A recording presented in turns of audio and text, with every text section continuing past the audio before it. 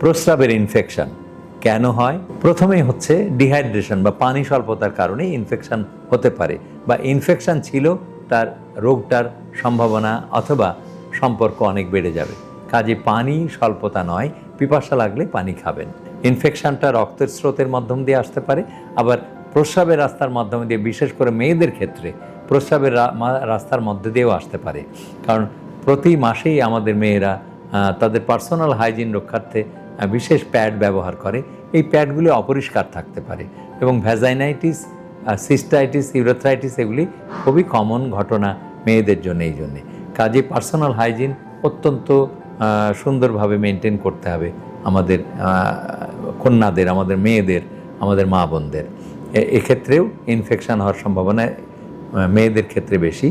আর urethra মেয়েদের ক্ষেত্রে অত্যন্ত ছোট, পেশাবের রাস্তাটা অত্যন্ত ছোট এবং তার অবস্থান পায়খানার রাস্তার কাছাকাছি হওয়াতে আমাদের এই পাক ভারত উপমহাদেশে বা এশিয়ান পিপল, মানে আমরা যারা এই দিকে বসবাস করি, আমাদের সবারই হাত দিয়ে পানি দিয়ে ছুঁচু করার বা শৌচকার্য করার অভ্যাস আমাদের আছে।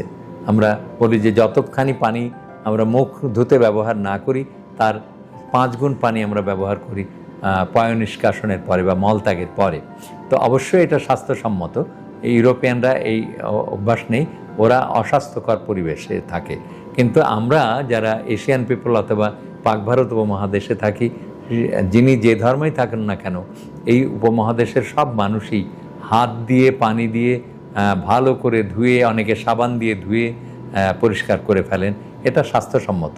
কিন্তু মেয়েদের ক্ষেত্রে বাধে বিপত্তি, যখনই আপনি হাতটা এইভাবে টানছেন তখন হাতের সাথে মল মিশ্রিত জল, মানে মল মিশ্রিত পানি এসে পেশাবের রাস্তায় লেগে যেতে পারে এবং সেক্ষেত্রে তার পেশাবের রাস্তায় বারবার ইনফেকশান, এবং মেয়েরা এসে বলবে যে আমার তো এত বেশি ইনফেকশান কেন।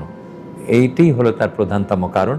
একটা হলো পার্সোনাল হাইজিন মেনটেন করার সময় তার ওখান থেকে ইনফেকশান চলে আসে, আর একটা হচ্ছে মল মিশ্রিত জল পেশাবের রাস্তায় লেগে যেতে পারে পয় নিষ্কাশন বা মলত্যাগের পরে। এই জন্যে মেয়েদের বেশি ইনফেকশান হয়। পুরুষদেরও ইনফেকশান হয়, বয়স্ক পুরুষদের প্রস্টেটিক অবস্ট্রাকশন থেকে। প্রস্টেটে প্রস্রাবের রাস্তাকে প্রতিবন্ধকতা তৈরি করেছে, প্রস্রাব ক্লিয়ার হচ্ছে না, প্রস্রাবটা গল গল করে বেরিয়ে যাচ্ছে না স্রোতের সাথে, আপনার ইনফেকশান হওয়ার সম্ভাবনা বেড়ে যাবে। কাজেই পুরুষদের হয় একটু, বয়স্ক পুরুষদের, আর মেয়েদের ছোট্ট মেয়েটি একদম শিশুকন্যা থেকে শুরু করে যে কোনো বয়সের মেয়েদেরই প্রস্রাবের রাস্তায় ইনফেকশান হতে পারে।